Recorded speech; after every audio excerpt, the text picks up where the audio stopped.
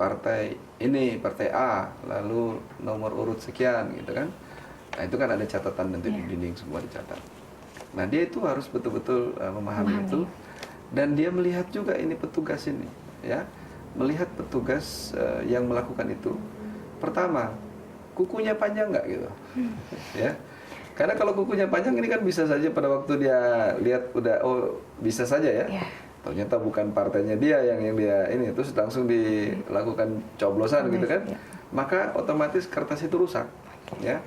Jadi perhatikan masalah yang hal-hal kecil, apakah kukunya panjang atau tajam, runcing gitu kan.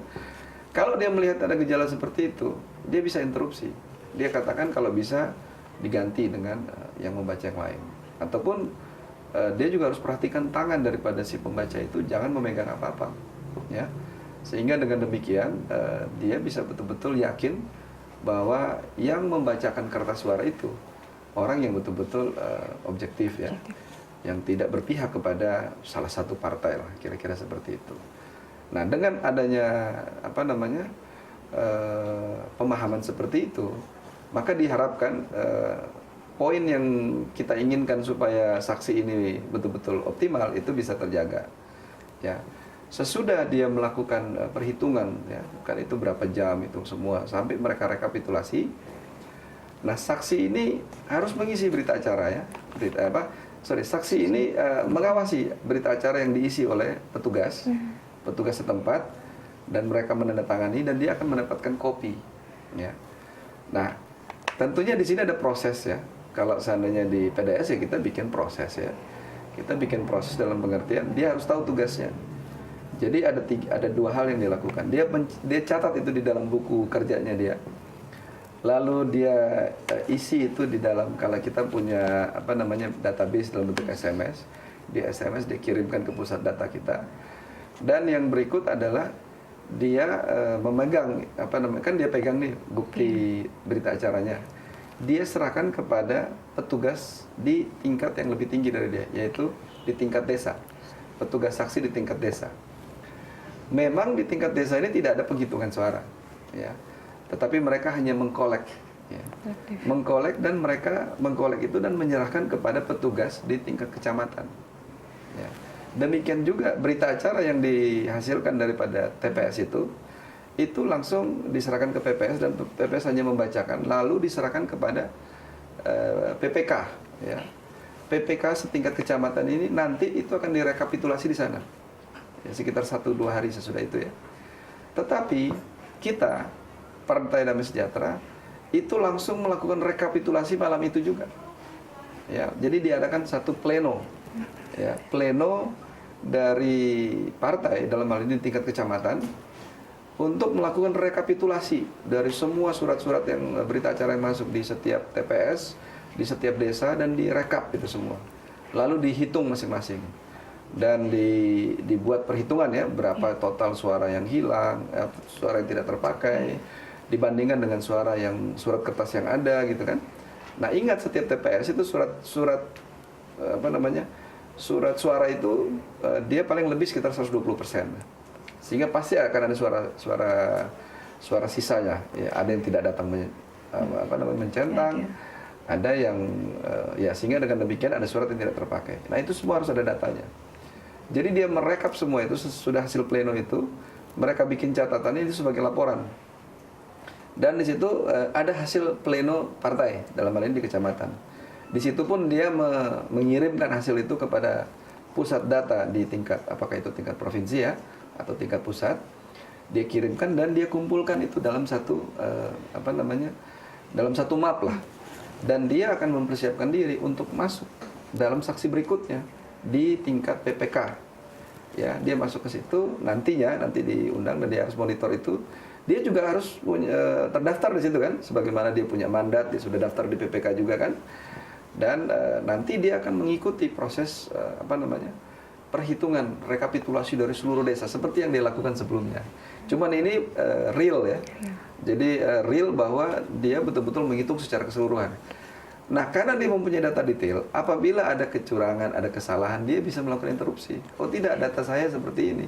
Kenapa kok data itu ada kecurangan kok? Dari tadinya kita totalnya 50.000, kok kok ini sisa 5.000 gitu kan, kok partai yang sana di total kita dapatkan dia cuman sekian, kenapa sekarang sudah berubah gitu kan. Nah, perubahan-perubahan itu akan dapat kita awasi kalau kita punya data. Ya, kita tidak hanya sekedar ikut-ikutan, tapi kita pun pegang data. Sehingga kita akan tahu suara kita hilang atau tidak, suara partai lain bertambah atau tidak. Itu semua ada di tangan kita. Nah, setelah kita mendapatkan hal seperti ini tentunya akan bermanfaat sekali ya. Nah, sama juga seperti rekapitulasi di tingkat kecamatan. Dia nanti hasil rekap itu ditandatangan bersama ya kalau sesudah ini. Nah, kalau ada keberatan-keberatan kita harus bilang, jangan tanda tangan, kita akan keberatan, kita akan gugat ya. Jadi, tapi kumpulkan bukti-bukti ya. Tapi kita harus ada harus ada petugas TPS atau saksi. Kalau enggak, kita nggak boleh ini kan. Hal yang sama juga nanti diberlakukan di tingkat kabupaten kota, ya, KPUD kabupaten kota, yaitu rekapitulasi dari seluruh rekap kecamatan itu. Ya. Setelah itu kerjaan kurang lebih sama lah ya. Nah, tingkat kabupaten kota juga tentu dia harus sesudah rekap di kecamatan, dia rekap dulu. Jadi sebelum rekap secara resmi oleh KPUD, partai pun harus melakukan rekap juga semua. Supaya pada waktu datang ke rekap di KPUD, dia sudah punya data dan dia sudah tahu.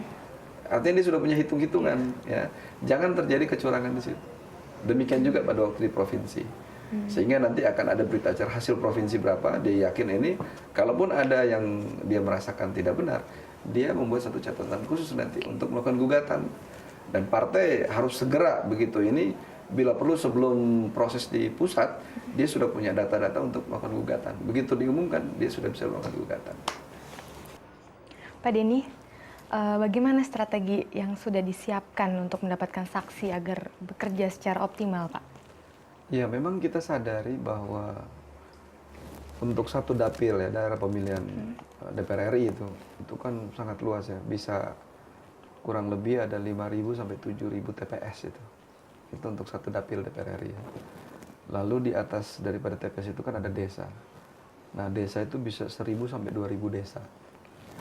Lalu ada 100 sampai 200 kecamatan. Kabupaten kotanya sekitar 10 ya, kurang lebih lah ya. Nah, ini tentu harus ada strategi ya. Yang saya ceritakan tadi, kalau kita posisinya semua kuat ya, di tingkat kabupaten, kota sampai ranting sih enak ya. Tetapi kan kita sadari juga bahwa ada di posisi-posisi tertentu yang kita tidak sekuat seperti yang kita harapkan ya. Artinya ada titik-titik lemah lah ya, di mana mungkin calegnya lemah, mungkin pengurusnya juga kurang. Nah, oleh karena itu kan harus diantisipasi ya. Antisipasi adalah pembagian tugas. Nah, jadi saya kira kita harus bagi tugas ya. Pertama adalah untuk di tingkat desa, ya desa dan tentunya TPS itu, pertama yang harus membagi tugas di situ adalah para caleg dari tingkat kabupaten kota. Jadi mereka itu harus diberikan, kan ada satu dapil berapa orang gitu ya. Di masing-masing dapil itu dia harus bertugas di desa-desa itu dibagi. Caleg nomor 1 pegang 2 desa atau 3 desa, caleg nomor 2 pegang 2 desa atau 1 desa, tergantung lah yang ada ya. Nah, ini juga kan harus dibantu lagi oleh bapaknya caleg provinsi yang kosong, dia harus bantu juga ya. Artinya atau para simpatisan bantu lah.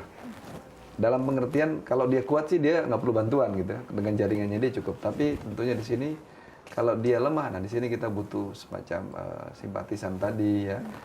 Yang lain-lain juga bisa membantu, sehingga dengan harapan semua desa terpenuhi dan semua TPS itu bisa terpenuhi.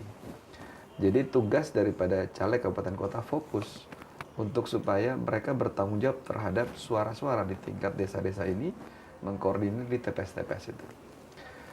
Lalu untuk calon legislatif di tingkat provinsi, nah mereka bertugas untuk mengawasi suara-suara di kecamatan, ya. Karena begitu dari TPS dikolek oleh desa dan dia masuk di tingkat kecamatan, nah tingkat provinsi ini harus ada di situ ikut pleno, ya, dibagi tugas lagi di masing-masing ada 2 kecamatan, ya, ada 3 atau 1 kecamatan, dibagilah sedemikian rupa sehingga masing-masing bertanggung jawab terhadap kecamatan-kecamatan yang ada. Artinya semua terawasi. Karena kalau yang menjaga itu calon legislatif, dia kan punya kepentingan, ya, supaya suaranya jangan hilang gitu kan. Jadi betul-betul dia akan bekerja secara optimal, baik dia dan timnya dan tentunya ya orang-orang di sekitar dia lah, orang-orang yang betul-betul mendukung dia untuk supaya dia mendapatkan suara yang optimal. Lalu caleg